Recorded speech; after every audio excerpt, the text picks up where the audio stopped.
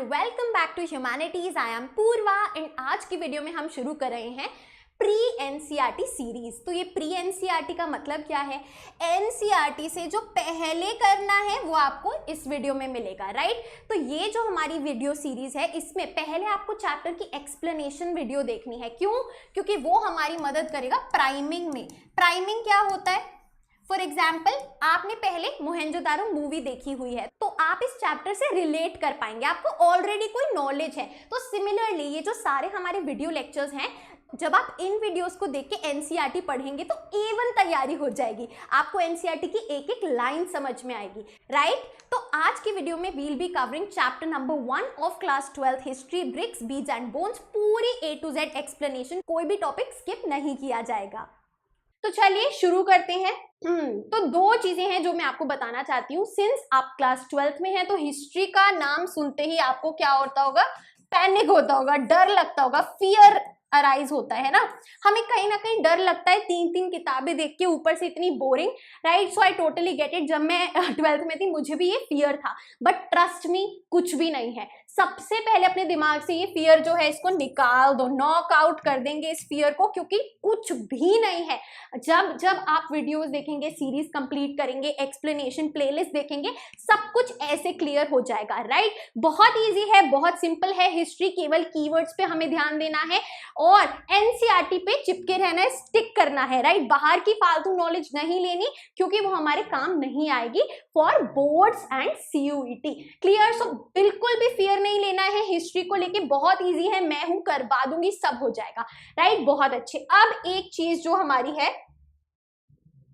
वो है कि हमारी जो क्लास 12 की हिस्ट्री है वो 3 बुक्स में डिवाइडेड है, एंशिएंट हिस्ट्री, मिडीवल हिस्ट्री और मॉडर्न हिस्ट्री, जिसे हम थीम 1, थीम 2 और थीम 3 बोलते हैं, राइट? चलो, तो एंशिएंट जो हमारी थीम 1 है उससे शुरुआत करेंगे, राइट? उसमें जो हमारा पहला चैप्टर है वो है इंडस वैली सिविलाइजेशन पे based, bricks, beads and bones, right? उसके बाद हम इवेंचुअली वैदिक एज के टाइम पे चलते हैं, right? Then we move on to Mahajanapadas, different kingdoms, फिर बुद्धिज्म और जैनिज्म को स्टडी करते हैं, राइट? तो ये हमारा एंशिएंट का फ्लो रहेगा। मिडीवल में पहले हम फॉरेन ट्रैवलर्स कौन कौन आए थे उनके बारे में जानते हैं, उनके अकाउंट्स में क्या लिखा है। फिर भक्ति मूवमेंट एंड सूफिज्म का राइज देखते हैं, विजयनगर के बारे में पढ़ेंगे, एंड मुगल एम्पायर में जो सोसाइटी और एग्रीकल्चर था वो कैसा था उसके बारे में जानेंगे। एंड मॉडर्न में हमारा आता है जब से ब्रिटिशर्स आए तो कैसे कैसे we moved towards gaining our freedom and what all was happening. Clear? बहुत अच्छे, राइट?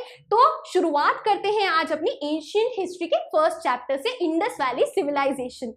शुरू करने से पहले एक और जानकारी मैं देना चाहूंगी कि आपको डिस्क्रिप्शन में हमारे टेलीग्राम की लिंक मिल जाएगी, मेरा इंस्टाग्राम हैंडल मिल जाएगा जहां पे मैं अगेन करियर रिलेटेड डालती हूँ, कोर्सेज, कॉलेज एडमिशंस रिलेटेड सब कुछ डालती हूँ। एंड हमारी वेबसाइट मिल जाएगी जहां पे रिकॉर्डेड कोर्सेज अवेलेबल हैं एंड बहुत ही जल्दी लाइव क्लासेस भी आ जाएंगी।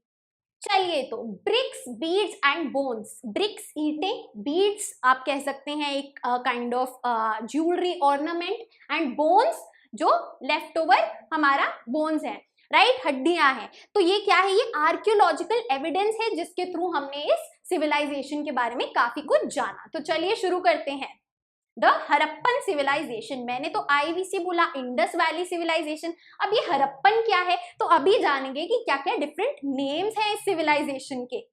चलिए, तो इंडस वैली सिविलाइजेशन को ही हड़प्पन सिविलाइजेशन भी बोलते हैं। क्यों भाई? क्योंकि हड़प्पा वो पहली सिटी थी जो खुदाई होके हमने डिस्कवर करी, एक्सकवेट करी, राइट? खोदना, एक्सकवेट करना जो आर्कियोलॉजिस्ट ढूंढते हैं, राइट? तो Harappa was the first city, पहली वो साइट, राइट? सिटी नहीं, site, first site to be excavated in the year 1921। तो 1921 में पहली जो हमें साइट मिली सिविलाइजेशन की वो थी हड़प्पा। ठीक है जी, बहुत अच्छे। अब ये जो हड़प्पन सिविलाइजेशन है ये एक ब्रॉन्ज एज सिविलाइजेशन है।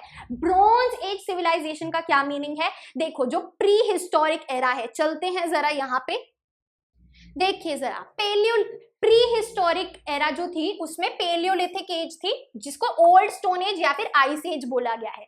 फिर मीजोलिथिक एज आई, मीजो यानी कि ओल्ड से मिडल स्टोन एज इसको बोला गया, नियो यानी कि न्यू स्टोन एज इसे बोला गया। फिर आई चाल्कोलिथिक एज जिसमें कॉपर का यूज होने लगा, जिसको कॉपर स्टोन एज बोला गया। फिर साउथ में मेगालिथिक एज चल रही थी जो कि आयरन एज है। इसके बाद जो है इंडस वैली सिविलाइजेशन को ब्रॉन्ज एज बोला गया है, जहां पे ब्रॉन्ज का ज्यादा यूज किया गया था, राइट। क्लियर, गोल्ड सिल्वर भी उपलब्ध थे, यूज था, लेकिन सबसे ज्यादा एक्सटेंसिव यूज ब्रॉन्ज इंस्ट्रूमेंट्स का, टूल्स का किया गया था। क्लियर है, बहुत अच्छे। आगे चलते हैं। तो ब्रॉन्ज एज सिविलाइजेशन थी, हमने समझ लिया। हड़प्पा फर्स्ट साइट थी जो एक्सकवेट करी गई 1921 में, ये भी हमने समझ लिया, बहुत अच्छे। अब क्या पीरियड था इस इंडस वैली सिविलाइजेशन का, ये बहुत इंपॉर्टेंट है। इंडस वैली सिविलाइजेशन का पीरियड था 3300 to 1300 BCE, राइट। इस पीरियड को भी हम फर्दर डिवाइड करेंगे, ब्रेक करेंगे, ठीक है, वो अभी आगे चल के पढ़ेंगे। ये क्लियर है, 3300 to 1300 BCE, राइट। 3300 यानी कि दूर है, 1300 पास है, राइट। जितना आपका BC कम होगा उतना ज्यादा पास है मीनिंग, राइट। एंड फिर जैसे हम बात करते हैं फर्स्ट सेंचुरी की, फर्स्ट सेंचुरी का मीनिंग क्या है, 100 BCE यानी कि more closer to today, right. अभी क्या चल रहा है, AD चल रहा है, बहुत अच्छे। चलिए, The Indus Valley civilization is also named the Harappan civilization after Harappa. After Harappa यानी कि हड़प्पा के नाम पे इसको हड़प्पन सिविलाइजेशन भी बोला जाता है। इंडस वैली क्यों बोला जाता है अभी जानेंगे, ठीक है। हड़प्पन सिविलाइजेशन या फिर इंडस वैली सिविलाइजेशन जो थी वो कहाँ पे थी, किसके आसपास फैली हुई थी, इंडस रिवर के आसपास, इंडस यानी कि सिंधु नदी के आसपास, राइट। तो हड़प्पन पीरियड को सबसे इंपॉर्टेंट ये हड़प्पन पीरियड किस लिए है, क्योंकि ये पहली अर्बनाइजेशन थी इंडिया में, फर्स्ट अर्बनाइज्ड सिविलाइजेशन थी ये। देखो, हड़प्पन सिविलाइजेशन के साथ साथ ना आपकी इजिप्टियन, चाइनीज और मेसोपोटामियन सिविलाइजेशन कंटेम्पररीज थी, यानी कि ये सारी साथ में एग्जिस्ट करती थी उस टाइम पे। किस टाइम पे, इस पीरियड के बीच में, ठीक है। मेसोपोटामियन कौन सी है, अभी आगे आएगा, इसीलिए पता होना चाहिए, ईरान वाली, ठीक है, ईरान के अराउंड जो थी। क्लियर, ये तीनों जो सिविलाइजेशन है ये एग्जिस्ट करती थी along with Indus valley civilisation. समझे बात, क्लियर। तो वी हैव 4 सिविलाइजेशंस जो सेम टाइम पे एग्जिस्ट करती थी, लेकिन सबसे ज्यादा अर्बनाइज्ड कौन सी थी, इंडस वैली सिविलाइजेशन। अर्बनाइज्ड यानी कि डेवलप्ड। क्लियर, कैसे वो अभी हम आगे देखेंगे। आई होप यहां तक जिस सबको समझ में आ गया, आगे चलते हैं। Now this is the important part, ठीक है। ये देखिए इंडस वैली सिविलाइजेशन का हमारा मैप, राइट। अभी हम देखेंगे जो सिंधु नदी है, इंडस है, वो कहां से है, ये देखिए, this is our Indus valley, valley नहीं, इंडस रिवर, ठीक है, राइट। क्लियर, यहां ये डिफरेंट ट्रिब्यूटरीज है, क्लियर, ठीक है, विजिबल है सभी को। अब इसके आसपास ये जो ब्राउन में दिख रहा है ये है हमारी इंडस वैली सिविलाइजेशन। कहां तक फैल रही है, पाकिस्तान में है, इंडिया में है, हमें दिखाई दे रहा है, राइट, ठीक है। और आप यहाँ पे देखेंगे ईरान तक जा रही है, राइट। तो इस ईरान और पाकिस्तान के एरिया को तब बलूचिस्तान बोलते थे, बलूचिस्तान, अभी आगे देखेंगे। क्लियर है, बहुत अच्छे। आगे चलते हैं जरा। ये है आपका एनसीईआरटी का पूरा मैप। यहाँ पे इंपॉर्टेंट साइट्स हैं जो मैप पॉइंटिंग में बहुत ज्यादा काम आने वाली है। इसमें सबसे इंपॉर्टेंट कौन सी है भाई, धोलावीरा है, ठीक है, आपका मोहेंजोदारो है, राइट। देन आपका जो है हड़प्पा तो है ही है, राइट, राखीगढ़ी है, राइट। आपका जो भी अभी हम पढ़ेंगे जहाँ पे फाइंड्स मिले हैं, क्या अलग अलग चीजें मिली हैं, उसके अकॉर्डिंग ये साइट्स इंपॉर्टेंट हो जाती है मैप पॉइंटिंग के लिए। तो भाई बाउंड्रीज ऑफ हड़प्पन सिविलाइजेशन कहाँ तक थी, ऊपर जम्मू एंड कश्मीर में है, इंडिया में, जैसे हमने देखा इधर है ना। ईस्ट की तरफ कहाँ पे, उत्तर प्रदेश में, ईस्ट में यहाँ है यूपी में, राइट। साउथ में कहाँ है, महाराष्ट्र तक जा रही है, गुजरात है लेकिन महाराष्ट्र भी है जो एंड में है, राइट। एंड वेस्ट में बलूचिस्तान प्रोविंस इन पाकिस्तान, राइट, ठीक है। बलूचिस्तान ईरान पाकिस्तान को इकट्ठा उस टाइम बोलते थे, ठीक है। ईरान पाकिस्तान अफगानिस्तान तक ये फैला हुआ था, ठीक है, बहुत अच्छे। अब चलते हैं अपने बॉक्स पे, which is very important. Harappan seals. Seals क्या थी भाई? ये जो आप पिक्चर देख रहे हैं ना, ये सील है, इसको एक सील बोलते हैं, ठीक है।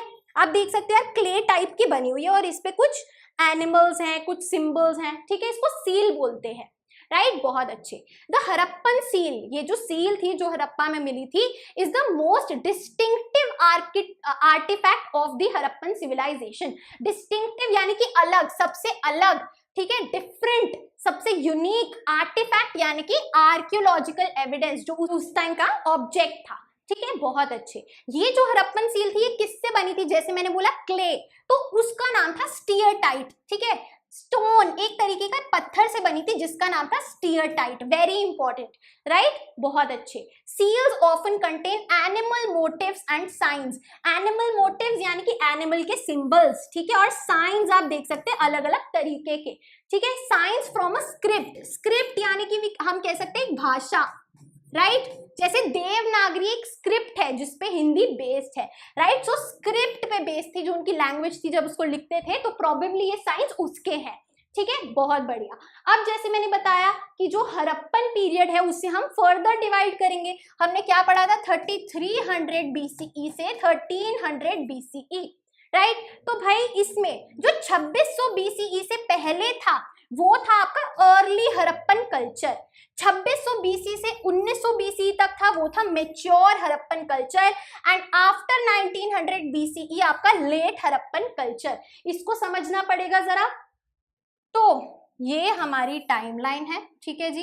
ये 3300 BCE है, राइट। ये हमारा 2600 BC है, ये हमारा 1900 BCE है, क्लियर।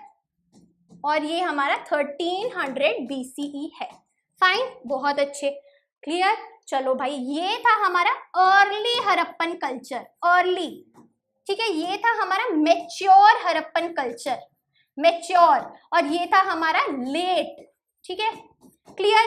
अब इसमें हम क्या जानेंगे? मेच्योर ये वाला पीरियड है जहां से हमें सबसे ज्यादा एविडेंस मिले हैं, सबसे ज्यादा हमें आर्कियोलॉजिकल एविडेंस, सबसे ज्यादा हमें जानकारी मिली है about the Harappan period, clear. अब इनको कल्चर क्यों बोला गया है जानते हैं जरा। और ये जो लेट पीरियड है, इस दौरान धीरे धीरे डिक्लाइन होने लगा इस सिविलाइजेशन का, क्लियर। बहुत अच्छे। तो अब हमें समझ में आ रहा है वो टाइमलाइन बना के, बहुत अच्छे। सोर्सेस क्या है भाई?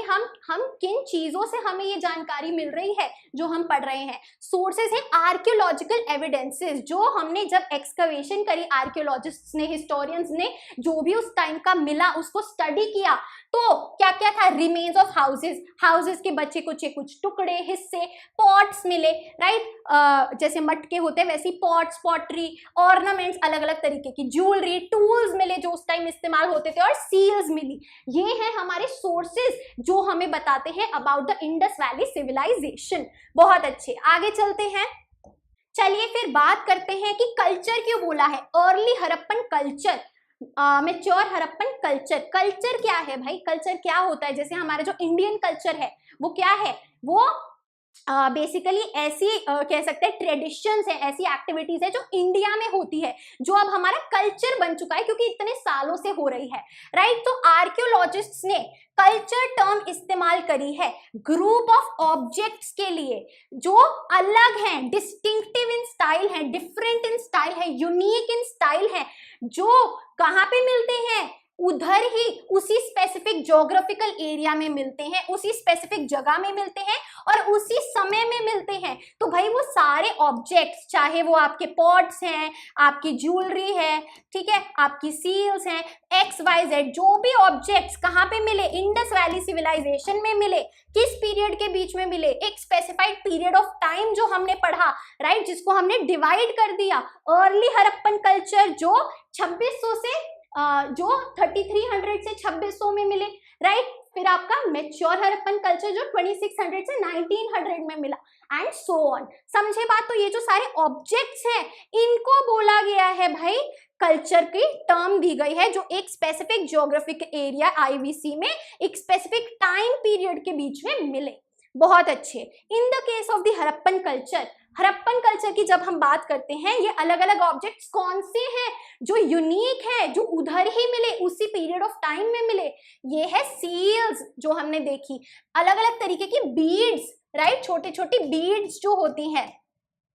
वेट्स क्या होते हैं? जैसे अगर आप सब्जी लेने गए हैं तो वो जो वेइंग स्केल होता है, वेट होता है, उस पे ऐसे अलग अलग 500 ग्राम 1 केजी का ऐसे वेट रख देता है, तो उसको वेट बोलते हैं, राइट। स्टोन ब्लेड्स जो कि स्टोन से बने हुए थे, एंड बेक्ड ब्रिक्स यानी कि पक्की हुई आपकी जो ईंटें हैं, right, that were used. Clear? तो ये क्या है? ये वो हड़प्पन कल्चर है जो इंडस वैली सिविलाइजेशन में मिला during specific period of time.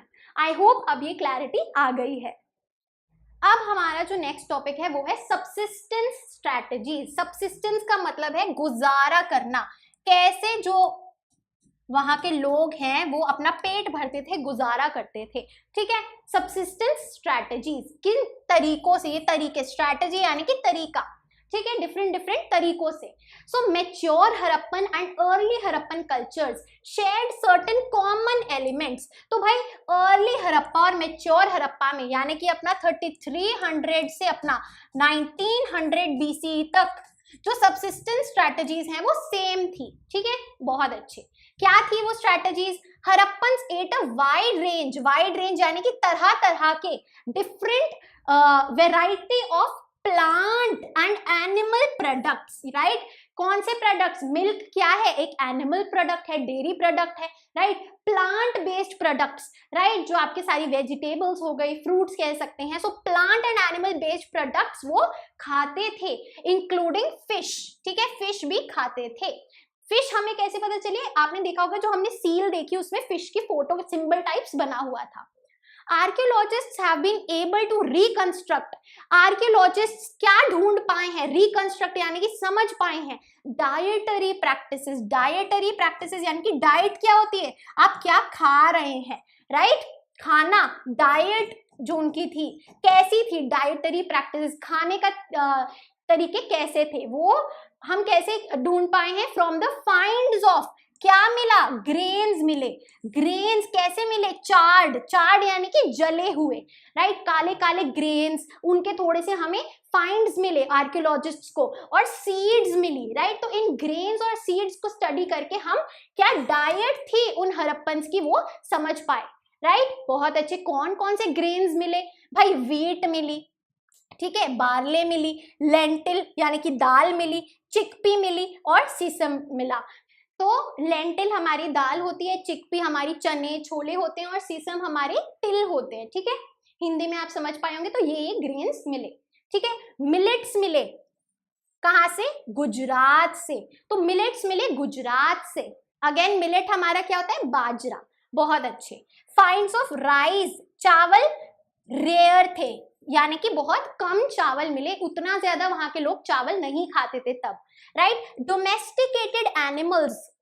Domesticated animals यानी कि घरेलू एनिमल्स जो आप घर में पाल सकते हैं, राइट, डोमेस्टिकेट कर सकते हैं। डोमेस्टिक होता है कि आपका होम, राइट। सो डोमेस्टिकेटेड एनिमल्स में क्या क्या थी? कैटल, राइट, आपकी जो गाय भैंस हो गई, sheep, goat, buffalo and pig, ये एनिमल्स घरों में होते थे। वाइल्ड एनिमल्स कौन कौन से मिले हैं? बोर, डियर और घड़ियाल, राइट, ये वाइल्ड एनिमल्स पाए गए हैं उस टाइम पे। बोन्स ऑफ फिश मिली हैं, और फाउल यानी कि चिकन और फिश की बोन्स मिली हैं आर्कियोलॉजिस्ट्स को, ठीक है, क्लियर, बहुत अच्छे।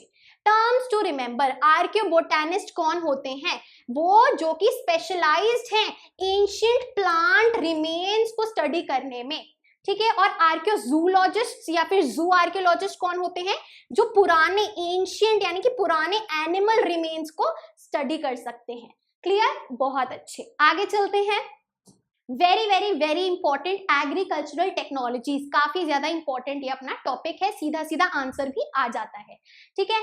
चलो, तो भाई एग्रीकल्चर में क्या क्या टेक्नोलॉजी इस्तेमाल की जाती थी? क्योंकि हमने सुना यार काफी डेवलप्ड ये सिविलाइजेशन थी, अर्बनाइज्ड थी, और अर्बन से हमें क्या समझ में आता है कि यार काफी कुछ टेक्नोलॉजी तो होगी ही, राइट, उस टाइम के अकॉर्डिंग। तो देखते हैं भाई, oxen were used for ploughing. तो प्लाउइंग को समझने के लिए पहले प्लाव को समझना होगा। प्लाव क्या होता है? ऐसा एक जिन्होंने भाई खेती करी है, गांव गए हैं, उन्हें पता होगा। बाकी ये एक टूल होता है जिससे जो सॉइल है, राइट, उसको ना ऐसे फरो किया जाता है ताकि उसमें सीड्स प्लांट कर जाए। और ये प्लाउइंग जो होती है या तो ट्रैक्टर से होती है या फिर किसी एनिमल से होती है। तो वहां पे उस टाइम ऑक्सन इस्तेमाल होती थी। ये जो हमें टेराकोटा ऑक्स और बफेलो के फिगर्स मिले हैं, इससे हम समझ पाए हैं। ठीक है, representations on seals, seals पे जो उनकी ड्राइंग बनी है, और टेराकोटा स्कल्पचर। ठीक है, टेराकोटा बर्न्ड क्ले था, क्ले को जब जला देते तो टेराकोटा उसको बोलते हैं। एंड ये जो फिगर्स हैं ऑक्स और बफेलो की, इनसे हमें पता चला है कि ऑक्सन प्रोबेबली इस्तेमाल की जाती थी फॉर प्लाउइंग। आगे देखिए, टेराकोटा मॉडल्स ऑफ प्लाव। तो भाई प्लाव का भी जो टेराकोटा बर्न्ट क्ले से मॉडल बनाए गए हैं, राइट, क्ले से जैसे बना देते हैं, ये भी हमें मिले हैं साइट्स। कहाँ पे? चोलिस्तान में और बनावली में। अब आपको एक टेबल बनानी है, फटाफट से उधर लिख दो terracotta models of plough, location डाल दो, चोलिस्तान पाकिस्तान में है जो कि, और बनावली हरियाणा। ठीक है, मैप पॉइंटिंग भी आ जाता है, मैच द फॉलोइंग भी आ जाता है, सीयूईटी में इंपॉर्टेंट है, बोर्ड्स में इंपॉर्टेंट है, टेबल बन जानी चाहिए। आगे देखिए, evidence of a ploughed field. एक फील्ड मिली जो कि ऑलरेडी प्लाउड थी। ठीक है, जहां की ऑलरेडी जो सॉइल है उसको खोद टाइप्स दिया गया था ताकि सीड्स बोई जाएं, राइट। तो ये कहाँ पे मिली? कालीबंगन में। कालीबंगन कहाँ है? राजस्थान में एक जगह है। अगेन वो जो टेबल है नंबर 2 पे प्लाउड फील्ड डालो और जगह की नेम पे लिख दो Kalibangan, Rajasthan. Very good. Ploughed field at Kalibangan had 2 sets of furrows suggesting that 2 different crops were grown. तो भाई ये जो फील्ड मिली है इसमें इस तरीके से प्लाउइंग हुई थी कि हमें समझ सकते हैं कि यार एक ही फील्ड में 2 टाइप्स के अलग अलग क्रॉप्स को बोया गया था। ठीक है, बहुत अच्छे। ये है जो प्लाउड फील्ड का एविडेंस है, आप देख सकते हो ऐसे, और यहाँ पे ये पूरी लाइंस बनी हुई है जिससे प्लाउइंग करी हुई है। ठीक है, this is the evidence of ploughed field. Traces of canals, canals के भी सबूत मिले हैं। कहाँ पे? शोरतुगई जो कि अफगानिस्तान में है। ठीक है, ये है फोटो ट्रेसेस ऑफ कनाल की। ठीक है, कि यहाँ पे कनाल्स थे जिनमें जो है पानी बहता था। ठीक है, वाटर रिजर्वॉयर्स, वाटर रिजर्वॉयर्स यानी कि जैसे वी कैन से कि जो वेल्स होते हैं, वैसे ही स्क्वायर शेप में वाटर रिजर्वॉयर्स मिले हैं जिसमें पानी जमा हो सकता था। ठीक है, कहाँ पे? धोलावीरा, गुजरात में। पूरी आपकी टेबल रेडी हो जानी चाहिए, थोड़ी सी मेहनत कर लो। ठीक है, बहुत अच्छे। तो हमारी 1 2 3 4 जो एक्टिविटीज हैं और उनकी जो प्लेसेस है वो टेबल बन गई। आगे चलते हैं, अब हम चलते हैं मोहेंजोदारो पे। मोहेंजोदारो एक अर्बन सेंटर था, जैसे हड़प्पा था वैसे ही एक जो जगह है वो मोहेंजोदारो थी, जो काफी फेमस है, इस पे मूवी भी बनी हुई है। ठीक है, तो मोहेंजोदारो के बारे में जानते हैं। तो जो मोहेंजोदारो थी वो 2 सेक्शंस में बटी हुई थी। ठीक है, it was divided into 2 sections. Clear? एक था जो कि ऊपर है बट छोटा है, ठीक है, small but at a height, और दूसरा है it is big but at lower height. Clear? चलो, तो ये जो हमारा है वो क्या है? वो है सिटाडेल। सिटाडेल यानी कि ऊपर है और छोटा है, right, smaller but higher. Clear है ये? तो सिटाडेल ओज इट्स हाइट। सिटाडेल ऊंचाई पे क्यों है? क्योंकि जो उसकी बिल्डिंग्स हैं वो मड, मिट्टी और ब्रिक के प्लेटफॉर्म्स पे बनी हुई है, यानी कि पहले एक प्लेटफॉर्म बनाया और उस पे बिल्डिंग बनाई है। क्लियर? ठीक है, इसीलिए सिटाडेल ऊंचा है as compare to lower town. It was walled, walled यानी कि fortified, protected from all sides, यानी कि फिजिकली अलग था, सेपरेटेड था लोअर टाउन से, राइट, यानी कि लोअर टाउन से अलग है। We find evidences of structures that were probably used for special public purposes. अब जो सिटाडेल है उसमें ऐसी ऐसी बिल्डिंग्स मिली है कुछ अलग टाइप्स की, जो हिस्टोरियंस ने कहा है कि ये यार किसी स्पेशल ओकेजन के लिए इस्तेमाल होती थी। ठीक है, so this was about Citadel. अब चलते हैं लोअर टाउन पे। लोअर टाउन जैसे बताया, this one is lower town. ठीक है, ये लोअर टाउन है, ये सिटाडेल है। लार्जर था, बड़ा था, लेकिन लोअर था as compare to citadel. It was also walled, ये भी वॉल्ड था, इसकी भी दीवारें थी, अलग था सिटाडेल से। Several buildings were built on platform, कई सारी जो बिल्डिंग्स हैं वो प्लेटफॉर्म्स पे बनी हुई थी, जो कि उनकी फाउंडेशंस की तरह सर्व करते थे। सिमिलर राइट, जो बिल्डिंग है वो प्लेटफॉर्म पे बनी हुई है। It provides examples of residential buildings, तो भाई ये माना जाता है कि लोअर टाउन में ना लोग रहते थे, रेसिडेंट राइट, रहने के लिए बिल्डिंग्स। और सिटाडेल माना गया कि कुछ स्पेशल पर्पसेस के लिए यहाँ पे बिल्डिंग्स थी, पब्लिक पर्पसेस। अभी देखते हैं कैसे। देखिए क्या थे स्पेशल स्ट्रक्चर्स जो कि सिटाडेल में पाए गए हैं। Number 1 is warehouse. Warehouse किसे बोलते हैं, जो स्टोरेज के लिए गोडाउन टाइप्स इस्तेमाल होता है आजकल, है ना। तो वेयर हाउस को द ग्रेट ग्रेनरी भी बोला गया है। ग्रेनरी क्या होती है, जहां पे ग्रेन्स रखे जाते हैं, स्टोर करे जाते हैं खाने की, फूड ग्रेन्स राइट। ठीक है, ये बहुत बड़ा मैसिव यानी कि बहुत बड़ा स्ट्रक्चर था। ठीक है, लोअर पार्ट जो है, इसका निचला हिस्सा जो है वो ब्रिक रिमेन्स से बना था, एंड जो ऊपर वाला हिस्सा था वो वुड, लकड़ी से बना था, जो कि कई साल पहले डिके हो गई। डिके यानी कि अगेन खराब हो गई। ठीक है, used to preserve grains, grains को स्टोर करने के लिए प्रॉबेबली ये वेयर हाउस था। ठीक है, ये है ग्रेट ग्रेनरी की पिक्चर्स, ठीक है, जो मिली है। फाइन, बहुत अच्छे। अब दूसरी जो स्ट्रक्चर है वो है द ग्रेट बाथ। जिन्होंने मोहेंजोदारो पिक्चर देखी है वो इससे रिलेट कर पाएंगे, नहीं देखी तो देख लो, उसमें ये जो ग्रेट बाथ का स्ट्रक्चर है थोड़ा सा दिखाया गया है, but this is the actual photo. ठीक है, तो great bath earliest public water tank in ancient world. क्या है ये, पुराने जमाने में एक public water tank, swimming pool types. ठीक है, a large rectangular tank in a courtyard. Courtyard यानी कि एक खुली जगह में large rectangular water tank, surrounded by corridor on all 4 sides. चारों साइड पे क्या है, उसके आसपास कॉरिडोर है, चलने की जगह है। 2 flights of steps, flights of steps यानी कि 2 सीढ़ियां, नॉर्थ एंड साउथ की तरफ 2 सीढ़ियां हैं, सीढ़ी नंबर 1, सीढ़ी नंबर 2। ठीक है, tank was made water tight ताकि वाटर लीक ना हो, by setting bricks on edge and using a mortar of gypsum. Mortar of gypsum आप समझ लो सीमेंट। ठीक है, तो सीमेंट से जो है ब्रिक्स को एजेस पे लगा दिया ताकि वाटर टाइट हो जाए, पानी बाहर ना जाए कॉरिडोर्स की तरफ। ठीक है, आसपास तीनों साइड्स पे कमरे थे, प्रॉबेबली वॉशरूम हो सकते हैं, कुछ भी हो सकता है। Water from the tank flowed into a huge drain, एक बड़े से ड्रेन में जो है सारा पानी जाता था पाइप से कनेक्ट होके, जैसे आजकल होता है। Across a lane to the north lake. अच्छा, अब क्या है, नॉर्थ की तरफ, नॉर्थ की दूसरी तरफ एक और छोटी बिल्डिंग थी, स्मॉलर बिल्डिंग थी, जिसके अंदर 8 बाथरूम्स थे right, probably for changing. Clear है बात। स्कॉलर्स क्या बोलते हैं कि ये जो ग्रेट बाथ है ये किसी special kind of ritual bath, right, इसकी कोई रिलीजियस सिग्निफिकेंस है और ये कोई रिचुअल था जो वहां के लोग करते थे। क्लियर, तो ये 2 स्पेशल स्ट्रक्चर्स है सिटाडेल के।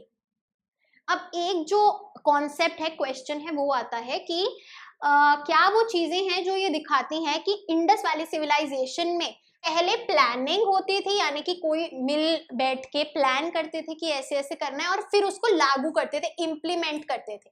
ठीक है, क्या सबूत हैं इस चीज के कि कोई कॉमन अथॉरिटी थी। अथॉरिटी यानी कि जैसे स्कूल का एक प्रिंसिपल होता है जो कि सब देखता है राइट, कि ये टाइम टेबल है राइट, ये सारे सब्जेक्ट्स होंगे, सब कुछ प्लान करते हैं और इम्प्लीमेंट करता है सिमिलरली। ठीक है, तो क्या सबूत है भाई, पहला सबूत है ब्रिक्स। जो ईंटें थी ना वो 2 टाइप्स की थी, सन ड्राइड और बेक्ड। सन ड्राइड यानी कि सन से सुखा दी और बेक्ड यानी कि पकी हुई राइट। ये जो ब्रिक्स थी, ये जो ईंटें थी, सारी सेम साइज की थी, स्टैंडर्डाइज्ड रेशियो, रेशियो यानी कि सेम साइज। ठीक है, स्टैंडर्ड यानी कि सेम साइज की थी, स्टैंडर्डाइज्ड रेशियो की थी। क्या रेशियो था ये, 2:4 था।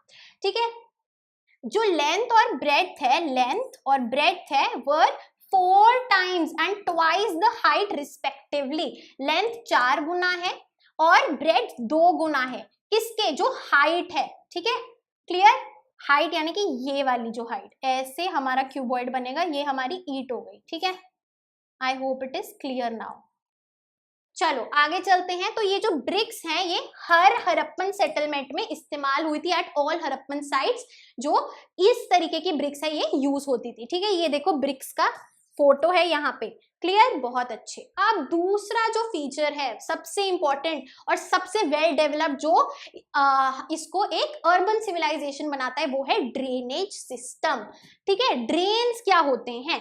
स्ट्रीट में आपने देखा है जो नाले होते हैं, ठीक है, वो ड्रेन्स हो गए। ठीक है, कि उसमें भाई जो पानी है वो ड्रेन हो जाए, क्लियर।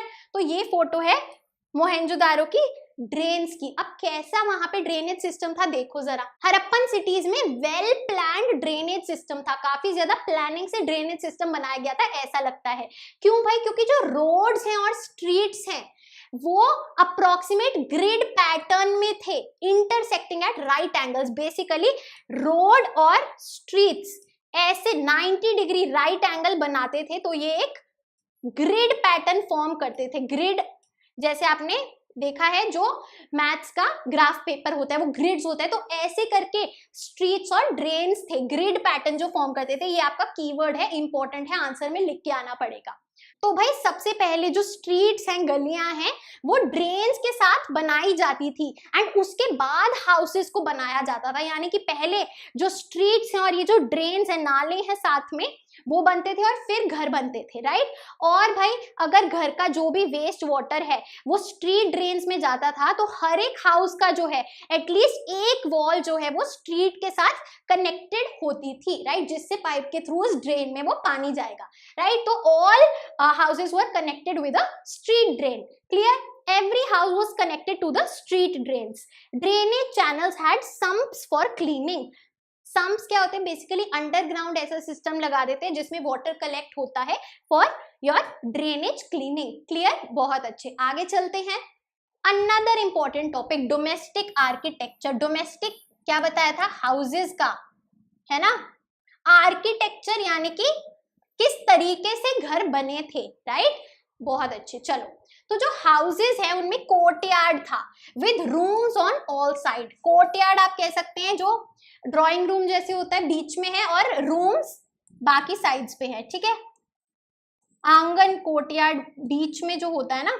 चलो भाई, तो कोर्टयार्ड में क्या क्या एक्टिविटीज होती थी? कुकिंग करना, वीविंग करना, ठीक है, वीविंग सिलाई करना, कुकिंग करना, ठीक है, खाना बनाना।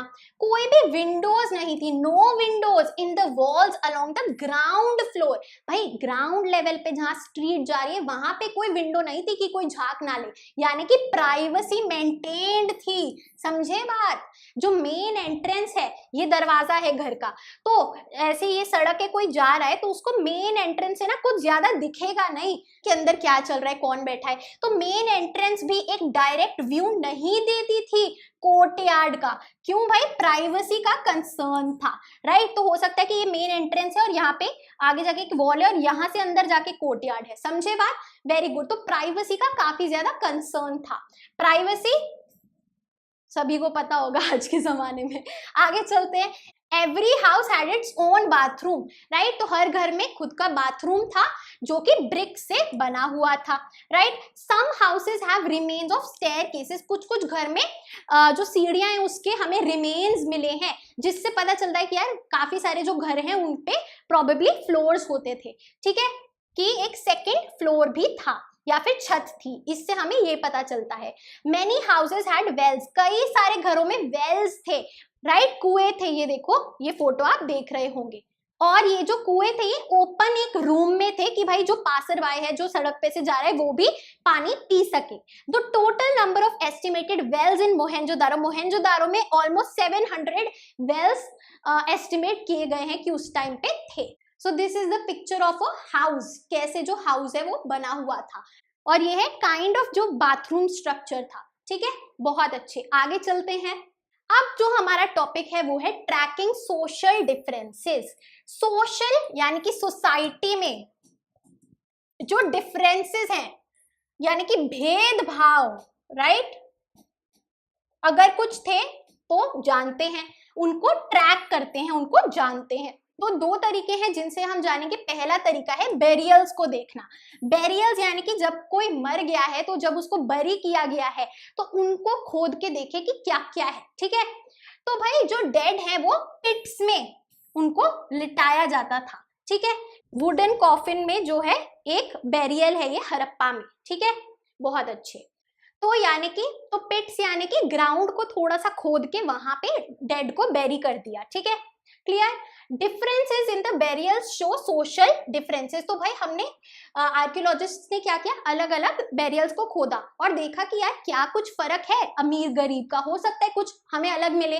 तो भाई सोशल डिफरेंस मिला, और क्या डिफरेंस था ये देखिए जरा। तो कुछ ग्रेव्स थे उनमें जो हॉलोड आउट स्पेसेस हैं वो उनको ब्रिक्स से लाइन कर दिया था। देखोगे कि आप आसपास ब्रिक्स लगा दी हैं, ठीक है ना, ईंटें लगा दी हैं आसपास। और कुछ जो ग्रेव्स थे उनमें पॉटरी भी मिली है और ऑर्नामेंट्स भी मिले हैं। ये देखो पॉट्स हैं, ऑर्नामेंट्स हैं, कुछ ज्वेलरी टाइप है, क्लियर।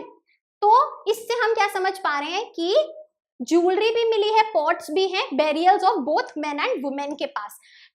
तो इससे ना एक चीज और डिकोड होती है कि हड़प्पन्स ना लाइफ आफ्टर डेथ में बिलीव करते थे कि उनको अकेला नहीं जाने दिया, कुछ कुछ मटेरियल छोड़ दिया, राइट। तो भाई एक ऑर्नामेंट, एक ज्वेलरी जो मिली वो थी 3 शेल रिंग्स, ठीक है, 3 शेल रिंग्स से बनी हुई।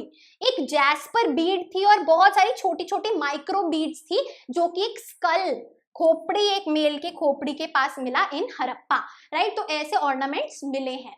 In some instances, the dead were buried with copper mirrors. Mirrors जो कि कॉपर से बने हैं उनके साथ भी उनको दफनाया गया, right. But on the whole ये समझ लिया यार कि कुछ गोल्ड सिल्वर नहीं मिला है, तो कुछ ज्यादा प्रेशियस स्टोन्स नहीं मिले हैं। तो इससे समझ में आ रहा है that they did not believe in burying precious things with the dead, ठीक है, क्लियर, बहुत अच्छे। आगे चलते हैं, राइट। तो ये देखिए, ये है हमारी पॉटरी और ये है कॉपर मिरर, क्लियर, बहुत अच्छे। आगे चलते हैं। अब दूसरा जो तरीका वो क्या है, आर्टिफैक्ट्स को देखने का। आर्टिफैक्ट्स क्या है, ऑब्जेक्ट्स जो उस समय के मिले हैं, ठीक है, क्लियर, बहुत अच्छे। Artefacts are broadly classified as utilitarian and luxuries. तो 2 टाइप्स के आर्टिफैक्ट्स हैं। यूटिलिटेरियन, यूटिलिटेरियन के नाम से ही पता चल रहा है जो डेली यूज में इस्तेमाल होते हैं, यूटिलिटी, यूजेज है। और लग्जरीज भाई जो लग्जूरियस आइटम्स है, महंगे आइटम्स है और किसी किसी के पास होते हैं, राइट। तो यूटिलिटेरियन ऑब्जेक्ट्स में क्या है, डेली यूज का सामान, राइट, जो कि सस्ते मटेरियल से, ऑर्डिनरी मटेरियल से बना है, जैसे कि स्टोन हो गया, क्ले हो गया, राइट। अब इसमें क्या क्या आ जाता है आपका, quern, pottery, needles, flesh rubbers etcetera. Quern क्या होता है भाई, चक्की सी जिससे जो ग्रेन्स है उनको पीसा जाए। पॉटरी आपके पॉट्स हो गए, नीडल्स आपकी सुई हो गई, flash rubbers body scrubbers, right, जिससे बॉडी को घिस के नहाते टाइम यूज किया जाए, क्लियर, बहुत अच्छे। आर्कियोलॉजिस्ट्स ने कहा है कि अगर लग्जरीज हैं तो ये जो लग्जरीज है ये काफी रेयर, जो बहुत कम मिलता है, very costly and rare material से बनी होती है। तो भाई रेयर मटेरियल, कॉस्टली, महंगा मटेरियल और non local material. Non local material यानी कि जो यहाँ आसपास नहीं मिलता, कहीं दूर से आया है, बाहर से आया, फॉरेन से आया है, या फिर ऐसा कोई मटेरियल जो यार बड़ी मेहनत से बनता है, कॉम्प्लिकेटेड टेक्नोलॉजीज है उसमें, ठीक है, अलग अलग प्रोसेस से गुजर के बनता है, राइट। तो ये क्लासिफिकेशन है लग्जरी ऑब्जेक्ट्स की, क्लियर, जो रेयर मटेरियल से बनते हैं, महंगे मटेरियल से बनते हैं, या फिर नॉन लोकल मटेरियल से बनते हैं, और कॉम्प्लिकेटेड तरह तरीके की टेक्नोलॉजी प्रोसेस उनमें होता है। अब यहाँ पे देखिए लिटिल पॉट्स ऑफ फायंस, ये देखिए फायंस पॉटरी, ये एग्जाम्पल है। अ मटेरियल मेड ऑफ फायंस क्या है भाई, ग्राउंड सैंड से बना है या फिर सिलिका से बना है, जिसको कलर के साथ मिक्स किया गया है और गम मिलाई गई है एंड फिर उसको फायर किया गया है, जलाया गया है, जिसके थ्रू फायंस बनता है, और फिर इस फायंस के थ्रू पॉट्स बनाए गए हैं, right. These were probably considered precious, इनको कीमती माना जाता था क्योंकि ये मुश्किल से बनते थे, बताया ना, काफी ज्यादा प्रोसेस था बनाने में, क्लियर, बहुत अच्छे। ये हैं कुछ आर्टिफैक्ट्स, ये है एक बहुत प्रेशियस स्टोन लापिस लजूली, जिसको हम अभी आगे पढ़ेंगे। चलिए जी, very very very I would say super important topic, craft productions, ठीक है। कौन कौन सी जगह है, कौन कौन से मटेरियल्स हैं जो इस्तेमाल होते थे, कहाँ कहाँ पे क्राफ्ट प्रोडक्शन होता था, वो जानेंगे, ठीक है। चलो तो ये जो चीजें हमने पढ़ी, सारे artefacts, ornaments, pottery, beads, right, ये कहाँ कहाँ बनते थे, कैसे बनते थे, क्या मटेरियल यूज होता था, वो हम जानेंगे यहाँ पे, ठीक है। तो ये डिफरेंट क्राफ्ट है और कैसे वो प्रोड्यूस होती थी। देखिए जरा, चान्हू-डारो ये है वो जगह जिसको क्राफ्ट प्रोडक्शन जहां पे सारी होती थी, राइट। सो एक्सक्लूसिवली डिवोटेड, एक्सक्लूसिवली यानी कि सारा जो क्राफ्ट प्रोडक्शन का हम बात करेंगे एक्सक्लूसिवली वो चान्हू-डारो में सारी होती थी, ठीक है। बहुत अच्छे। क्राफ्ट प्रोडक्शन इंक्लूड्स, क्या क्या आता है क्राफ्ट प्रोडक्शन में, बीड बनाना, बीड मेकिंग, शेल को काटना, shell cutting, metal working, right, metal को आपने देखा है कैसे रिफाइन किया जाता था, सील मेकिंग, ठीक है, सील को बनाना, वेट्स वो जो तराजू में रखते थे उनको बनाना, ये सब क्राफ्ट प्रोडक्शन का हिस्सा है। Materials used to make beads, beads किन किन से बनती थी भाई, स्टोन्स, कैसे स्टोन्स, कार्नेलियन जो एक रेड कलर का स्टोन है, ठीक है, स्टोन्स जैसे कि कार्नेलियन, जैस्पर ग्रीन कलर का होता था जितना मुझे ध्यान है, right, crystal stone, quartz and स्टीयरटाइट, स्टीयरटाइट हमने पढ़ा जिससे सील्स भी बनती थी, है ना। बहुत अच्छे। मेटल्स, कौन से मेटल्स यूज किए जाते थे भाई, कॉपर, ब्रोंज एंड गोल्ड, ठीक है, वेरी गुड।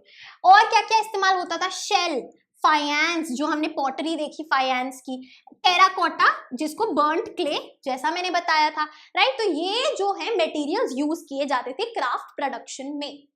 शेप्स, ये जो बीड्स हैं जिनको इन मटेरियल से बनाया जाता था उसकी शेप्स कैसी होती थी, डिस्क शेप्ड होती थी, डिस्क क्या होती है ऐसे, ठीक है, सिलेंड्रिकल शेप होती थी, सिलेंडरिकल, ठीक है, सिलेंडर जैसी, स्फेरिकल, स्फीयर जैसा ग्लोब है हमारा, ठीक है, बैरल शेप्ड, बैरल क्या होती है आपकी, सिलेंडर को ही बीच में से थोड़ा ऐसा कर देंगे, ठीक है, तो ये बैरल हो गया, ठीक है, ये बैरल शेप हो गई, क्लियर। सेगमेंटेड यानी कि डिवाइडेड, कट करके, तो ये सारी शेप्स है जिसमें बीड्स बनती थी। क्या क्या टेक्निक्स हैं बीड्स बनाने की, जूम करके देखते हैं। सो टेक्निक्स जो तरीके हैं फॉर मेकिंग बीड्स वो क्या थे, some beads were moulded out of a paste made with steatite powder, तो भाई स्टीयरटाइट पाउडर का एक पेस्ट बनाते थे, जैसे टूथपेस्ट होता है ना क्रीमी सा, वैसे स्टीयरटाइट पाउडर लेते थे, उसका पेस्ट बनाते थे और उनमें मोल्ड करते थे बीड्स को, ठीक है, कि उस पेस्ट को बीड्स में बदलते थे। The red colour of carnelian, carnelian जो कि रेड कलर का है, वो कैसे रेड कलर का होता था, उसको क्या करते थे, was obtained by firing the yellowish raw material, yellow raw material को जलाते थे, ठीक है, and beads at various stages of production, right। तो the red color of carnelian was obtained, ये जो कार्नेलियन का रेड कलर है वो कैसे आता था, जब येलोइश रॉ मटेरियल को जलाते थे, फायर करते थे, उससे ये रेड कलर आता था, ठीक है। Nodules were chipped into rough shapes and then finally flaked into the final form, इसका मीनिंग क्या है, ध्यान से सुनो। तो नोड्यूल्स यानी कि कह सकते हैं स्मॉल स्टोन्स, ठीक है, स्मॉल स्टोन्स को रफ शेप्स में डाल दिया जाता था और फिर उसको जो है फाइनल फॉर्म में शेप किया जाता था, ठीक है। Grinding, polishing and drilling completed the process, फिर क्या होता था, ग्राइंडिंग होती थी, ठीक है, ग्राइंड करना उसको, राइट, पॉलिश करना, फिर ड्रिल करना, ये स्टेप्स थे जो कि बीड्स बनाने में काम आते हैं, राइट। सो बीड्स की बात होती है यहाँ पे बीड मेकिंग की, ठीक है, बहुत अच्छे। नागेश्वर एंड बालाकोट, दो और लोकेशन हमें मिली है जो कि स्पेशलाइज्ड सेंटर्स थे, किसके लिए, for making shell objects including bangles. तो शेल ऑब्जेक्ट्स की जब बात करेंगे तो अपनी उसी टेबल में डाल लो, नागेश्वर और बालाकोट आएगा। एंड मेन सेंटर जो क्राफ्ट प्रोडक्शन का है वो कौन सा है हमारा, चान्हू-डारो। वेरी गुड, आगे चलते हैं। अब भाई आर्कियोलॉजिस्ट्स, हिस्टोरियंस कैसे जो सेंटर्स ऑफ प्रोडक्शन है जैसे चान्हू-डारो, राइट, आपका लोथल, बालाकोट, इनको कैसे ढूंढा इन्होंने कि यहाँ पे क्राफ्ट प्रोडक्शन होता है। इन्होंने क्या किया, रॉ मटेरियल्स को ढूंढा, प्रेजेंस ऑफ रॉ मटेरियल्स की भाई जिन जिन जगह पे रॉ मटेरियल्स मिलेंगे जैसे कि स्टोन नोड्यूल्स, राइट, स्टोन्स जो इस्तेमाल होते थे, शेल्स, कॉपर और ये सब जो मिलेगा ना रॉ मटेरियल जिससे चीजें बनती थी, वहां वहां हम समझ सकते हैं कि यार यहाँ पे कोई एक्टिविटी होती थी क्योंकि इतनी ज्यादा प्रेजेंस है रॉ मटेरियल्स की। अब भाई कहीं पे अगर एग्रीकल्चर हो रहा है, खेती हो रही है, तो वहां पे आपको क्या मिलेगा, वहां पे आपको सीड्स मिलेंगी, राइट, वो सारे टूल्स मिलेंगे जो एग्रीकल्चर में इस्तेमाल होते हैं सिमिलरली, राइट। तो यहाँ पे भी टूल्स, राइट, वो जो चीजें हैं जिनसे क्राफ्ट प्रोडक्शन होता था वो ढूंढते थे। तो नंबर 1 रॉ मटेरियल देखते हैं आर्कियोलॉजिस्ट, दूसरी चीज टूल्स ढूंढते हैं।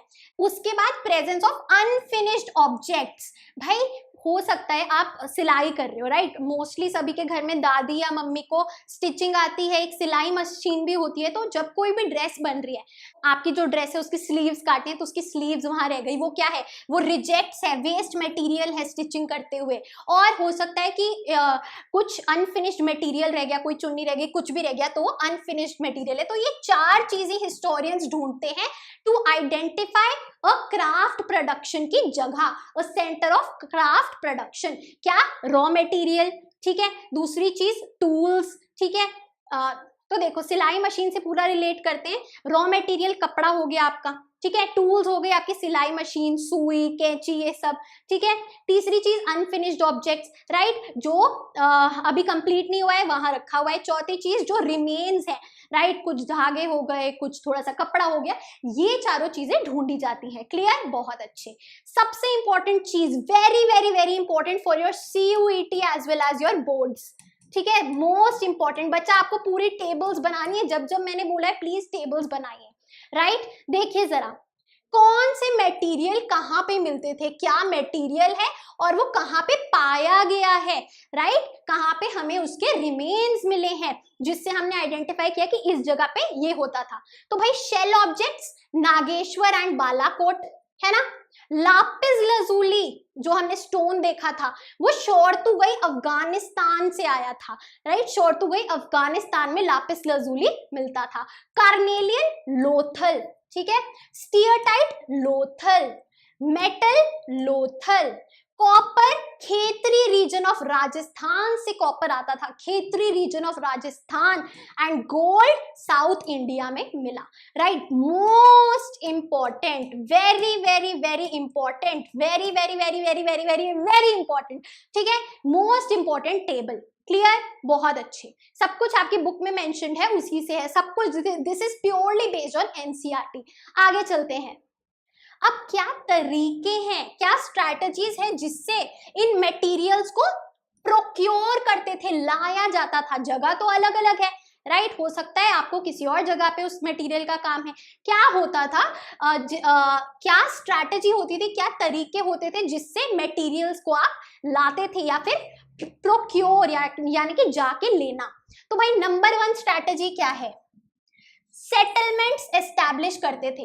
अगर कोई ऐसी जगह है जहां पे वो रॉ मटेरियल अवेलेबल है, जैसे कि लोथल, बालाकोट, नागेश्वर, तो आपने क्या किया, आप वहीं जाके रहने लगे, वहीं जाके सेटल हो गए, राइट। सो बाय एस्टैब्लिशिंग सेटलमेंट्स, जैसे कि दिल्ली में बहुत सारी जॉब अपॉर्चुनिटीज हैं तो लोग क्या करते हैं, अपने गांव छोड़ के दिल्ली में रहने आ जाते हैं। सिमिलरली दूसरी चीज क्या है, by sending expeditions, expeditions भेजना to areas such as the Khetri region of Rajasthan for copper and South India for gold। तो sending expedition का मतलब है जाके आप ये चीज ले आओ, ठीक है, कि ट्रैवल भी हो गया और आपके पास एक गोल भी है कि मुझे उस जगह जाके ये चीज लानी है, राइट, बहुत अच्छे। तीसरी स्ट्रैटेजी क्या है, by establishing trade relations with other civilisations.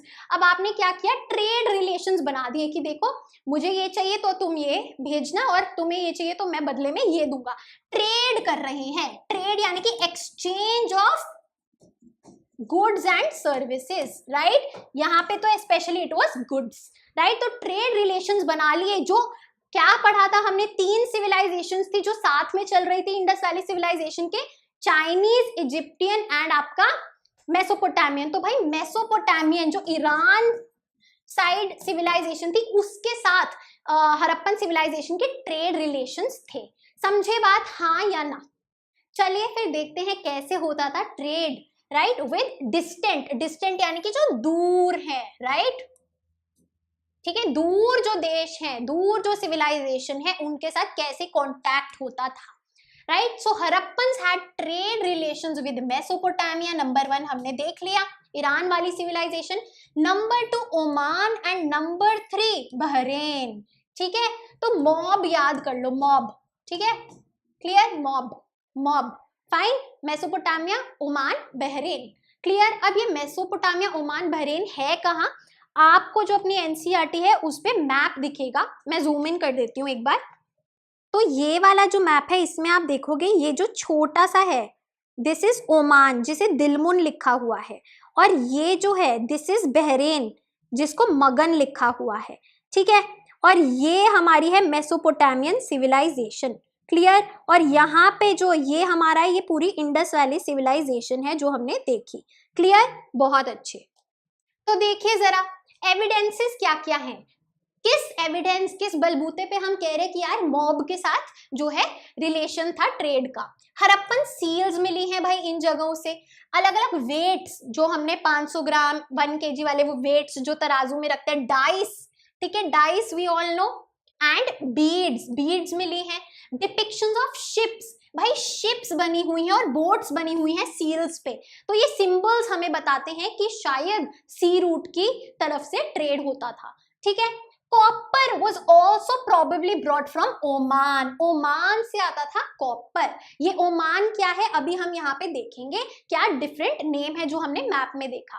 A distinctive type of vessel, भाई एक स्पेशल तरीके की, अलग तरीके की वेसल थी। वेसल क्या होता है? जिसमें कुछ स्टोर हो सके, pot types. A large Harappan jar, एक हड़प्पन जार, जार, ठीक है, coated with thick layer of black clay. ये देखो हड़प्पन जार है, ब्लैक क्ले से कोटेड है, बाहरी ब्लैक क्ले से बना हुआ है। ये ओमानी साइट्स पे मिला है, यानी कि ओमान में मिला है, और ये हड़प्पन जार है, तो इससे पता चल रहा है ना कि यार ट्रेड होता है दोनों के बीच में। Harappans exchange the contents of these vessels for Omani copper. तो यार ये समझ में आ रहा है कि हड़प्पन्स पक्का इसमें कुछ भर के लेके जाते थे, और ये जो सामान है तब बार्टर सिस्टम होता था, एक्सचेंज करते थे ओमानी कॉपर से, क्योंकि कॉपर कहाँ से आता है? ओमान से आता था हड़प्पा में। ठीक है, बहुत अच्छे। Mesopotamian texts datable to the 3rd millennium BCE. 3rd millennium, millennium क्या होता है? 1000, राइट। तो 3000 बीसीई के जो मेसोपोटामियन टेक्स्ट हैं, रिकॉर्ड्स हैं, उसमें लिखा है कि कॉपर जो है मगन से आ रहा है। ठीक है, तो मेसोपोटामिया के पास भी कॉपर आता था, कहां से आता था? मगन से। तो भाई हमने इससे इक्वेट किया यार, ये मगन और ओमान सेम चीज है, तो भाई ओमान को क्या भी बोलते हैं? मगन, जो आपके मैप में गिवन है। ठीक है, क्लियर, बहुत अच्छे। The round Persian gulf seal, तो ये देखो ये जो सील है this is the Persian gulf seal, round, ये बहरेन में मिली है, राइट। और इस पे हड़प्पन मोटिव्स हैं, हड़प्पन सिंबल्स हैं जो हड़प्पन सिविलाइजेशन की सील्स में थे। तो इससे क्या पता चल रहा है कि बहरेन के साथ भी हड़प्पा का जो है ट्रेड होता था। क्लियर। मेसोपोटामियन टेक्स्ट्स में क्या लिखा है कि भाई कुछ प्रोडक्ट्स हैं जो मेलुहा से आते हैं, और ये मेलुहा और पहले प्रोडक्ट्स देखो क्या क्या है? Carnelian, lapis lazuli, copper, gold and varieties of woods. तो भाई प्रोबेबली ये जो मेलुहा है ना, ये हड़प्पन सिविलाइजेशन की बात हो रही है इन मेसोपोटामियन टेक्स्ट्स। अब भाई ये जो कॉन्टैक्ट है, ये ट्रेड है, कैसे होता था? सी से होता था, क्योंकि हमने शिप्स और बोट्स की सिंबल्स देखे हैं सील्स पे। तो contact with mob Mesopotamia, Bahrain and Oman was by sea. और क्योंकि मेसोपोटामियन टेक्स्ट्स में मेलुहा को बोला गया है land of seafarers, right, तो सी का जिक्र आया है, इसीलिए ये अजम्पशन है। आगे चलते हैं। मैप में आपने देख लिया मगन जो है वो ओमान है, दिलमुन जो है छोटा सा वो बहरेन है, एंड मेसोपोटामियन सिविलाइजेशन भी साफ साफ गिवन है। बहुत अच्छे, आगे चलते हैं। चलिए तो सबसे पहले बात करते हैं सील्स की। हमने देखा सील्स स्टीरटाइट से बनी थी। अब सील्स का काम क्या था यार? तो देखो seals and sealing were used to facilitate long distance communication. Long distance communication यानी कि ट्रेड में वो काम आती थी। कैसे आती थी? देखो अगर कोई सामान ट्रेड होना है तो उसका बैग बनाया और यहाँ पे सील अटैच कर दी, ठीक है, क्लियर। बहुत अच्छे। जैसे आजकल आप Amazon से ऑर्डर मंगवाते हैं तो वो बॉक्स में टेप्ड होता है, तो ये टेप का काम करती थी सील। ठीक है, तो mouth of bag was tied, यहाँ पे बैग को रस्सी से टाई करके उस पे सील चिपका दी। ठीक है, अब भाई अगर ये सील उतरी हुई है तो समझो कि बीच में छेड़छाड़ हुई है, अगर ठीक है इंटैक्ट है तो समझो सामान एकदम परफेक्ट सही आया है। Right, so mouth of bag was tied on the knot. Right, फिर उस पे वेट क्ले से सील्स को चिपका देते थे। Right, the ceiling also conveyed the identity of the sender. तो भाई सील्स सीलिंग दोनों एक ही बात है। ये क्या बताती थी, आइडेंटिटी ऑफ सेंडर भी बताती थी कि भाई किसने भेजा है। राइट, तो कम्युनिकेशन के लिए यूज होता था, ये जो सिंबल्स हैं ये वो बताते थे। राइट, अब दूसरी जो चीज है वो है स्क्रिप्ट। ठीक है, लिखित भाषा। राइट, तो भाई आज तक टिल डेट ये अनडिसाइफर्ड है। अनडिसाइफर्ड यानी कि अनडीकोडेड, हम इसको समझ नहीं पाए हैं। राइट, हम इसको डिकोड नहीं कर पाए हैं। नॉट अल्फाबेटिकल, ये तो हम समझ गए कि यार अल्फाबेट्स का इस्तेमाल इसमें नहीं हुआ है। हमने देखा ना सिंबल्स का है, मछली जैसा कुछ है। राइट, अलग अलग सिंबल्स है। टू मेनी साइंस, साइंस हैं भाई 375 से 400 डिफरेंट साइंस हैं जिसको हम डिकोड नहीं कर पाए हैं। रिटन, अच्छा एक चीज है कि ये जो लिखी जाती थी ये राइट से लेफ्ट लिखी जाती थी, इधर से इधर। हम कैसे लिखते हैं, लेफ्ट से राइट लिखते हैं, लेकिन ये हड़प्पन्स राइट से लेफ्ट साइड लिखते थे। राइट, जैसे उर्दू में भी होता है। तो भाई एनिमल सिंबल्स, एनिमल मोटिव्स इस्तेमाल करे जाते थे उन लोगों के लिए जो पढ़ नहीं सकते थे स्क्रिप्ट को। राइट, तो एनिमल मोटिव, जैसे जब आप वोट डालने जाते हैं तो हर एक पार्टी का एक सिंबल होता है। राइट, ताकि जो इलिटरेट है, जो पढ़ नहीं सकता, राइट लिख नहीं सकता, उसको भी समझ आ जाए। क्लियर, बहुत अच्छे। आगे चलते हैं वेट्स पे। राइट, वेट्स मैंने आपको समझाया, तराजू में जो वेट्स रखते हैं अलग अलग ग्राम्स केजीज के, तो exchanges were regulated by system of weight. तो भाई वेट के अकॉर्डिंग एक्सचेंज होती थी quantity. Made of a stone called chert, तो ये जो वेट्स हैं ये एक स्टोन से बने होते थे जिसका नाम है चर्ट। चर्ट स्टोन से बने होते थे।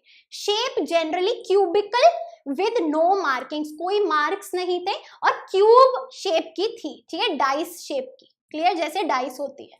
Fine, clear. यहाँ देखिए द लोअर डिनोमिनेशन, यानी कि जो छोटे हल्के वेट्स होते थे वो बाइनरी 0 to 1 नंबर्स में उनका होता था, और जो हायर बड़े वेट्स होते थे वो डेसिमल सिस्टम फॉलो करते थे, डेसिमल पॉइंट्स में। क्लियर, बस इतना ध्यान रखें, इसमें ज्यादा कंफ्यूज ना हो। राइट, बहुत अच्छे। ये है वेट्स का सिस्टम, आप देख सकते हो, छोटी क्यूब्स, बड़ी क्यूब्स, और ये तराजू। बहुत बढ़िया, आगे चलते हैं। अब चलते हैं एंशिएंट अथॉरिटी पे, जो हमने पहले भी डिस्कस किया, सिमिलैरिटी वाला पॉइंट है ना, कि पहले चीजें प्लान हो रही है फिर इंप्लीमेंट हो रही है। तो why there was an authority और एडमिनिस्ट्रेशन, इनडायरेक्ट एविडेंसेस हैं जिससे हम कह सकते हैं हाँ यार कोई कॉमन अथॉरिटी थी, कोई प्लान करता था चीजें और फिर सब फॉलो करते थे। तो क्या है जो एविडेंसेस हैं भाई, आर्टिफैक्ट्स भी सेम तरीके के हैं, सिमिलर है। जो अलग अलग ऑब्जेक्ट्स पाए गए हैं हड़प्पन सिविलाइजेशन में वो सब सेम है। राइट, लेबर वॉज मोबिलाइज्ड, भाई लेबर वॉज मोबिलाइज्ड का मतलब है कि लेबर काम करती थी। Right, labour was in the movement for making bricks and for construction of massive walls and platforms. अब भाई लेबर को कोई इंस्ट्रक्शन देगा, बताएगा क्या करना है, तभी तो वो काम कर पाएंगे। Right, evidence for planned settlement, settlements planned थी, जैसे कि ड्रेनेज सिस्टम जो अपना है उससे हमें पता चलता है। Standardised ratio of brick size, right, जो ब्रिक साइज है वो सेम रेशियो का था all over the civilisation. Establishment of settlements near sources of raw material, भाई जैसे हमने स्ट्रैटेजीज में पढ़ा था, जहां पे रॉ मटेरियल है, जहां पे कॉपर है, जहां पे आपको शेल मिल रहा है, वहां पे आप जाके सेटल हो जा रहे हो। राइट, तो भाई इसमें भी तो किसी का से होगा। Right, A large building found at Mohenjodaro was labeled as a palace by archaeologists। तो भाई मोहनजोदारो में एक बड़ी सी बिल्डिंग मिली थी, उसको आर्कियोलॉजिस्ट्स ने बोला ये कोई पैलेस लगता है, और हो सकता है कि भाई यहीं से कोई अथॉरिटेटिव सबको संदेश देता हो, ऑर्डर देता हो। अ स्टोन स्टैचू, एक स्टैचू मिला है मोहनजोदारो से जिसको प्रीस्ट किंग बोला जाता है। Right, so which is labelled as priest king, ये वाला। तो भाई हो सकता है he was the one having authority. ये केवल एक assumptions है क्योंकि हमें कुछ भी नहीं पता है हिस्ट्री में एक्चुअल में हुआ क्या था। राइट, ओपिनियंस ऑफ स्कॉलर्स, भाई स्कॉलर्स हिस्टोरियंस क्या क्या बोलते हैं। भाई कुछ कहते हैं कि हो सकता है एक सिंगल रूलर था हड़प्पा में, कुछ कहते हैं यार कोई सिंगल रूलर नहीं था बट सेवरल रूलर्स थे, कई सारे रूलर्स थे, ठीक है, और कुछ कहते हैं कि कोई भी रूलर नहीं थे, ठीक है।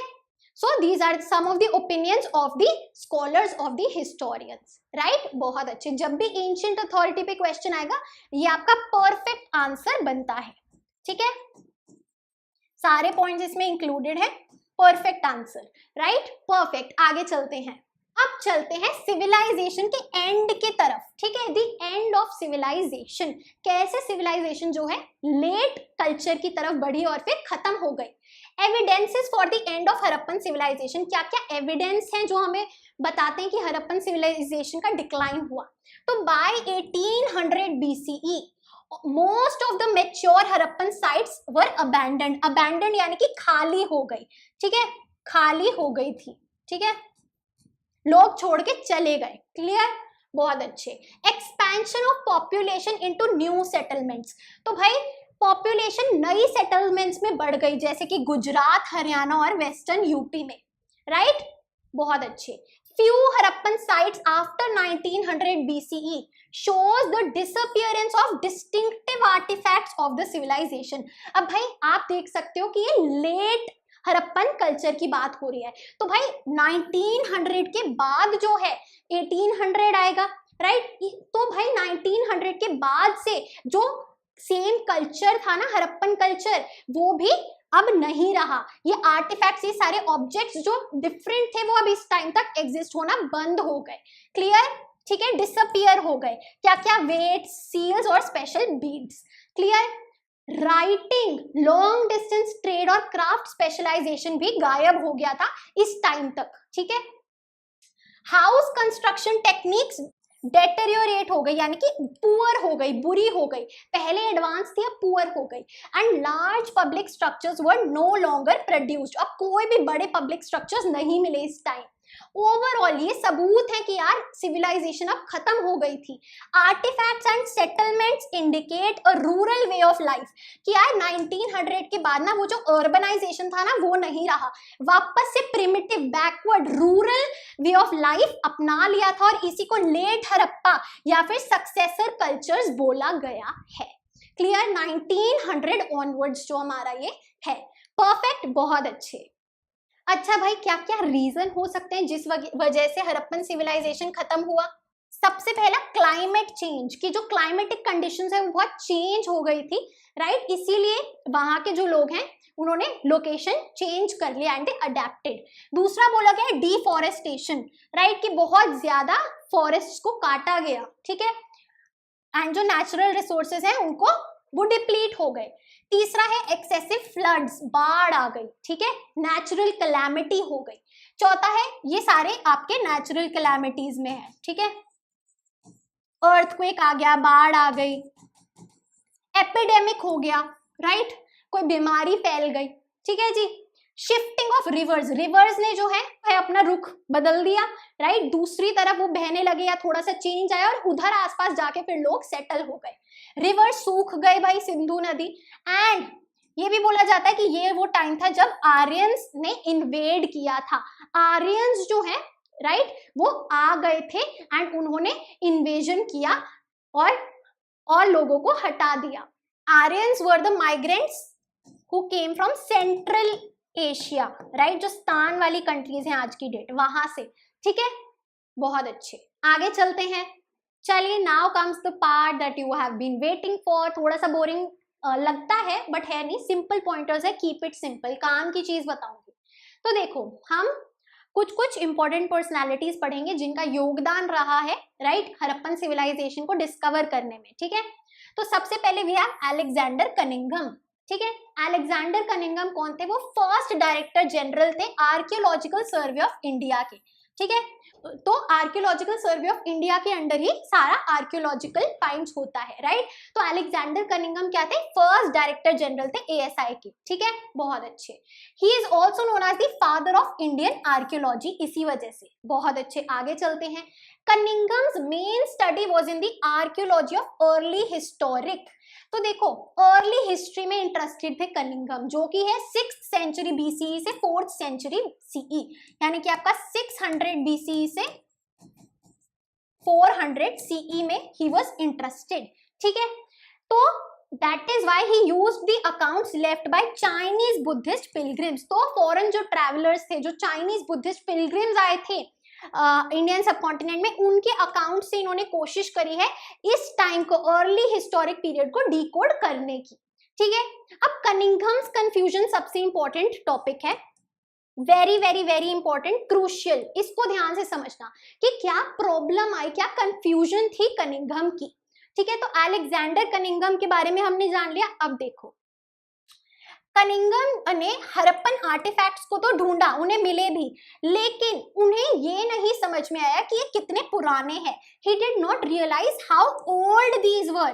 ठीक है, तो एज कह सकते हैं या फिर कितने ओल्ड थे ये आर्टिफैक्ट्स, वो ये नहीं फाइंड आउट कर पाए। Clear? He unsuccessfully tried to place it within the time frame with which he was familiar। इन्होंने इन आर्टिफैक्ट्स को इसी टाइम फ्रेम में रखने की कोशिश करी कि प्रॉबेबली ये इस टाइम पे आए थे, बट वो गलत था। क्यों? क्योंकि इन्होंने भी ऐसा ही सोचा था औरों की तरह कि जो इंडियन हिस्ट्री है वो शुरू होती है गंगा वैली से। ठीक है, कि जो अर्लीस्ट सिटी है वो गंगा वैली से शुरू होती है, लेकिन ऐसा नहीं था। So he was unaware of this, तो उन्होंने गलत प्लेस किया इन फाइंड्स को। He couldn't successfully place them in the right order, in the right age of history। Clear है? बहुत अच्छे, आगे चलते हैं। अब हमारे पास आते हैं जॉन मार्शल। ठीक है, तो पहले अलेक्जेंडर कनिंघम पढ़ा, अब जॉन मार्शल। ठीक है, चलो, तो John Marshall as the director general of ASI marked a major change in the Indian archaeology. तो भाई जब जॉन मार्शल डायरेक्टर जनरल बने आर्कियोलॉजिकल सर्वे ऑफ इंडिया की, तब बहुत बड़ी एक डिस्कवरी हुई। He was the first professional archaeologist to work in India. तो इनका जो प्रोफेशन था वही आर्कियोलॉजी था, तो he was the first professional archaeologist to work in India.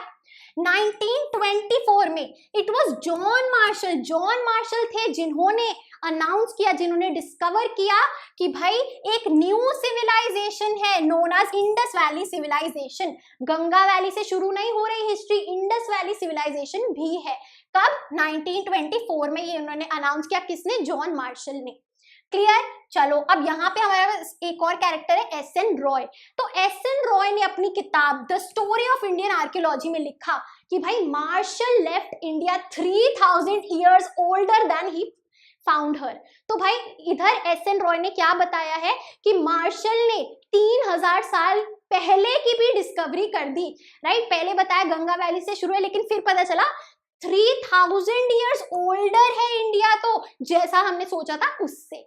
Clear? बहुत अच्छे, तो ये बुक इंपॉर्टेंट हो जाती है, ऑथर इंपॉर्टेंट हो जाते हैं। He had experience of working in Greece and Crete to the field. तो भाई जॉन मार्शल की बात हो रही है, उन्होंने ग्रीस में काम किया है और क्रेट में काम किया है, तो ये भी ग्रीस का एक आइलैंड है। ठीक है, मार्शल टेंडेड टू, अब देखो मार्शल का क्या स्टाइल था, एक ध्यान चीज देंगे। तो मार्शल का एक हम कह सकते हैं नेगेटिव एस्पेक्ट क्या था, मार्शल क्या करते थे, वो एक्सकवेट, खुदाई जो है रेगुलर हॉरिजॉन्टल यूनिट्स में करते थे। ही ignored the stratigraphy of the site. वो ओके, तो स्ट्रैटिग्राफी क्या होती है पहले ये समझो। ये सरफेस है, ठीक है। अब आप देखेंगे जो सॉइल की सबसे ऊपर लेयर है ना, वो सबसे न्यू होगी, फ्रेश सॉइल होगा, है ना। और ये जो परतें हैं इनको क्या बोलते हैं, स्ट्रैटा बोलते हैं, स्ट्रैटा, राइट, स्ट्रैटा बोलते हैं, और इसी को स्ट्रैटिग्राफी बोलते हैं, राइट। ये ऊपर जो सॉइल है वो न्यू है, फिर इसके नीचे जो है ये ओल्ड है, फिर और ओल्ड है, फिर और ओल्ड है ना।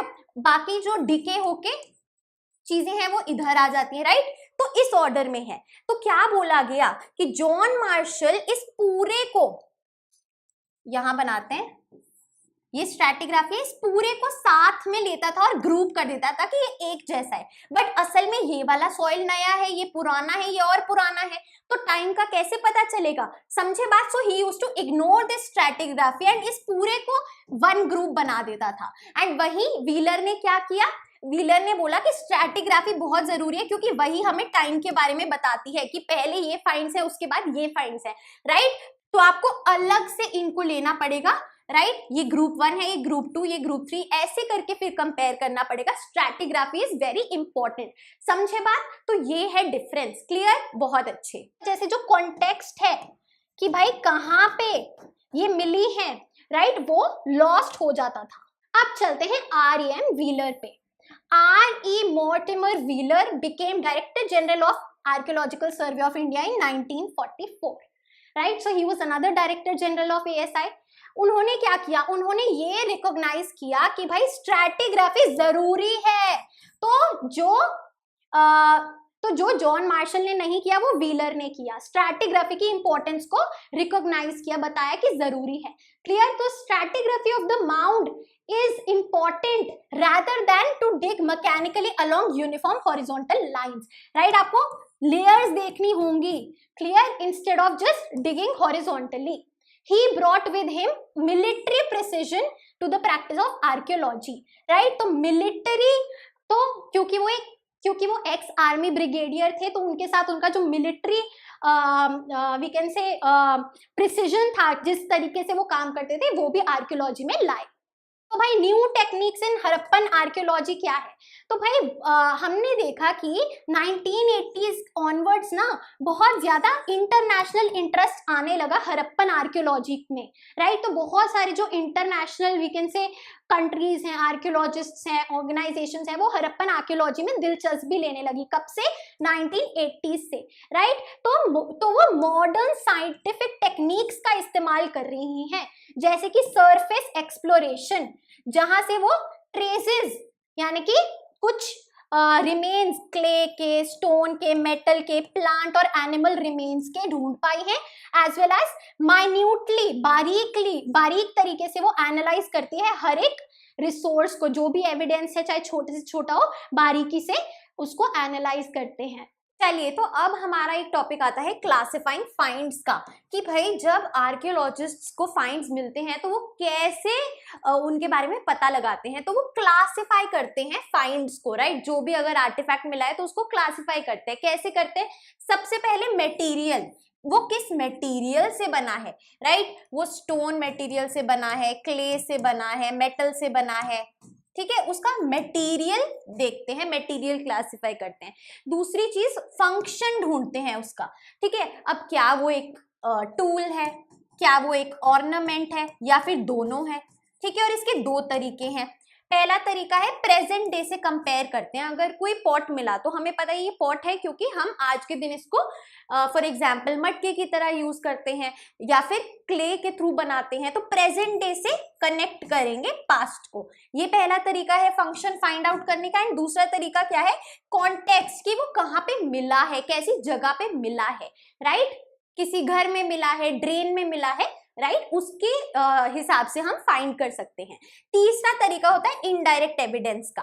इनडायरेक्टली हमें रिलेट करनी पड़ेंगी चीजें एज आर्कियोलॉजिस्ट। एग्जाम्पल है कि भाई कॉटन के फाइंड्स मिले हैं, पर ये कंफर्म कैसे होगा कि कॉटन के कपड़े होते थे या कॉटन कैसे यूज होता था? स्कल्पचर को देख के कि कैसे कपड़े पहने भी है या नहीं, राइट। तो इनडायरेक्ट एविडेंस से ज्वाइन करते हैं हिस्टोरियन सारे डॉट को, राइट।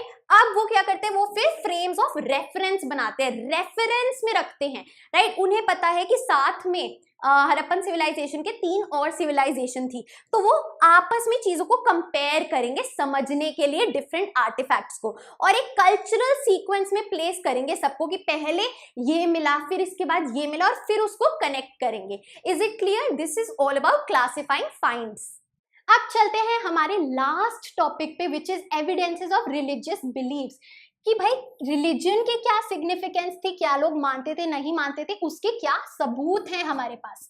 तो भाई मदर गॉडेसेस यानी कि देवियों के जो टेराकोटा से बने फिगर्स हैं, राइट। जैसे आप ये देख सकते हैं, so terracotta figurines of women heavily jewelled, उन्होंने ज्वेलरी पहनी हुई है भारी भारी, और हेड ड्रेसेस, क्राउन सा पहना हुआ है, राइट। ये हमें मिला है, तो दिस इज एविडेंस नंबर 1, ठीक है।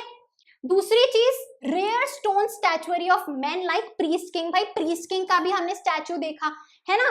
तो वो स्टोन से बना था वो स्टैचू, जो कि स्टैंडर्डाइज सेम पोस्चर में था और seated with one hand on the knee, right. तो ये दूसरा एविडेंस है, because whenever we believe in a religious super power, हम उन्हें थोड़ा सा ह्यूमन फॉर्म देने की कोशिश करते हैं so that we can connect with them. The great bath को रिचुअल बाथ माना गया है, तो भाई हो सकता है रिलीजन से रिलेटेड हो। फोर्थ चीज क्या है, the fire altars found at Kalibangan and Lothal. तो अपनी टेबल में लिख लो भाई, फायर अल्टर्स कहाँ पे मिले हैं, कालीबंगन और लोथल में। फायर अल्टर्स क्या होते हैं, आपके हवन कुंड, ठीक है, बहुत अच्छे। आगे चलते हैं, रिचुअल सीन्स हमें सील्स में देखने को मिले हैं। सील्स में कई बार हमने रिचुअल्स देखे हैं, जो फिगरीन्स हैं, जो मोटिव्स हैं।